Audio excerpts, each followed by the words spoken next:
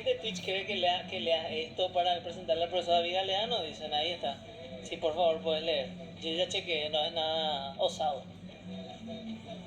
Seguro, pan. Segurísimo. Confío en vos. Claro que sí. Bueno. Adelante, por favor.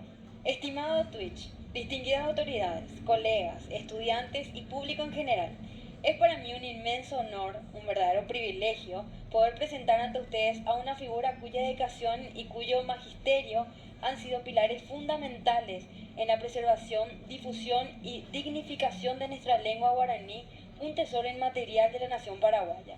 Elevamos nuestra voz para dar la bienvenida al profesor Dr. David Galeano Oliveira. Ese peinado, ¿eh? ¿Qué tal ese corte, brother?